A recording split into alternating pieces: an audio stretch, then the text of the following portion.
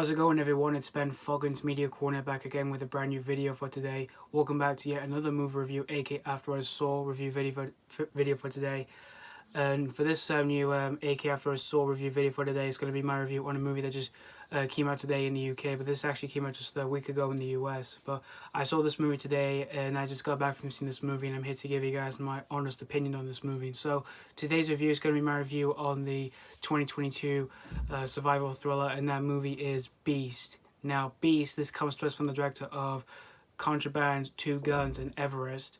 And this film stars Idris Elba as Dr. Nate Samuels, who has just recently lost his wife to cancer, and he's now a widowed husband, and he has two daughters. And basically, for himself and his daughters, they traveled to South Africa, where they originally came from, to basically spend a relaxing family vacation together.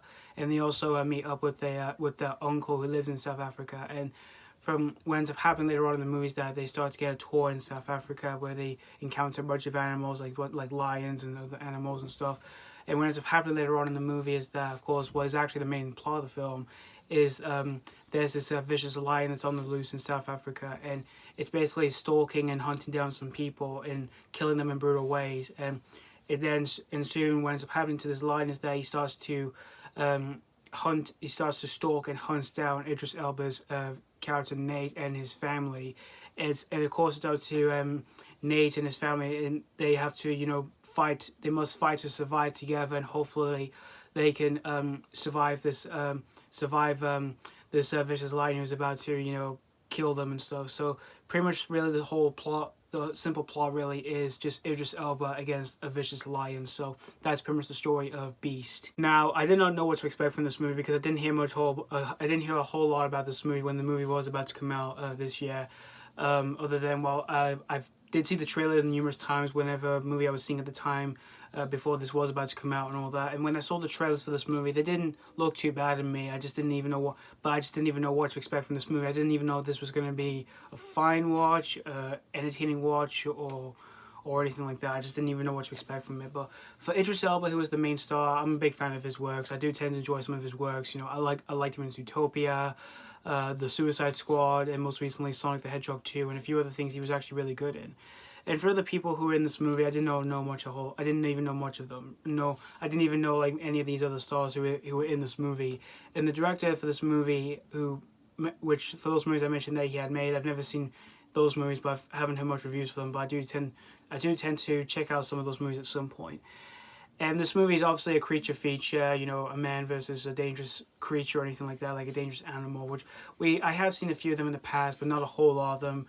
I have seen a few pretty damn good ones, but there are some ones I've seen that are not so good, really. And so for this new creature feature, this one involves a lion and all that, which does sound pretty interesting. But again, to me, I just didn't even know what to expect from it when I first saw the after I saw the trailers, because I didn't even know this was going to be a good watch or a decent watch or just a fine watch.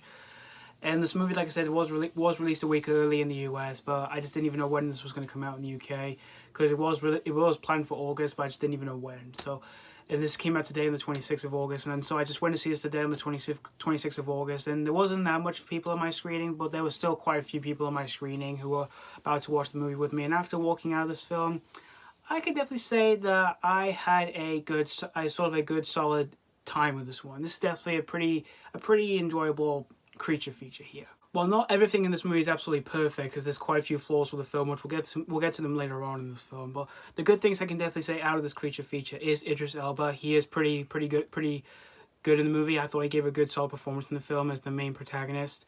And when we get to see him, fighting off this lion, it is pretty fun and entertaining to watch on screen, because that's what he really came to see, really. And as for other actors in the film, like the two daughters in the film, I thought they all gave good solid performances in the movie, and as well as for the actor who played the uncle, I thought he gave a good solid performance. And as for everyone else, I thought they all gave good solid performances enough. And the direction, it is a pretty nice looking film for the environmental area of South Africa and all that, which it is pretty nice to look at, where it's shot in broad daylight and all that, which I thought those shots look good.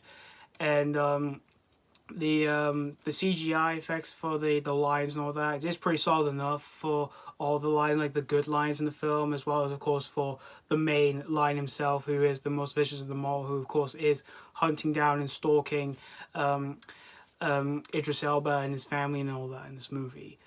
But the issues I do have with the film is really, it's like, for outside of Idris Elba's character, who's the main star of the film, for other characters in the film, like his daughters and some other characters in the film, for their character development, it didn't give me anything really to feel. It just didn't give me anything to feel anything for these characters really, because I just didn't think it was that strong enough really, and I just didn't think for these other characters, I just didn't think they were that memorable enough really. That's the issue I do have with the other characters outside of Idris Elba really. But again, for the acting performances, they are good, but for what they were given for their whole development, I just didn't feel anything for them really, and they weren't even that memorable enough to me.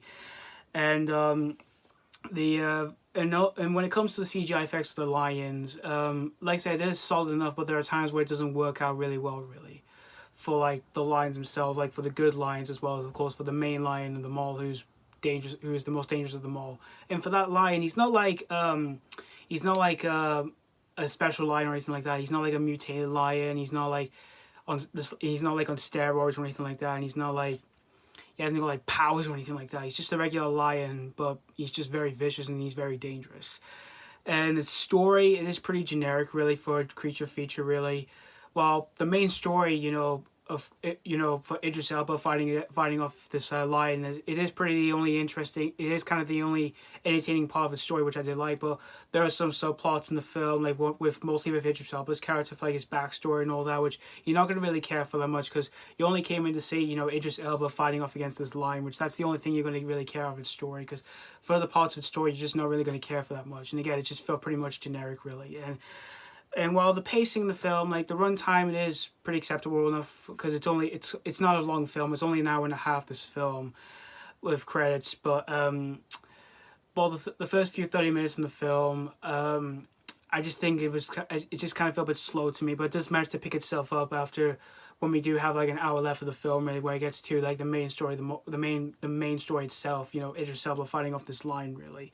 And this movie never made me bored to tears or anything like that. When the first 30 minutes was just like a bit slow for me really, because I did manage to get myself back into the film to basically get to see Idris Elba fighting off this lion. But in the end, guys, Beast, it was an enjoyable creature feature, but again, it's not one of the best creature features out there.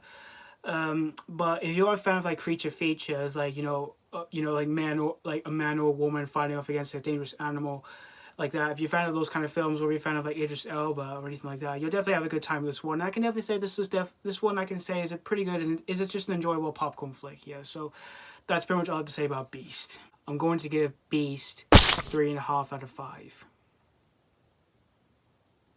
Solid score. Despite having a few flaws with this creature feature, I still managed to have an enjoyable time with this one. And again, I wouldn't say this is definitely the best when it comes to these kind of movies, because there have been far more better films than this. Just like I said, it was just an enjoyable, good, solid popcorn flick here. And I wouldn't say this is Idris Elba's best movie he's done, because he's been in far more better films than this.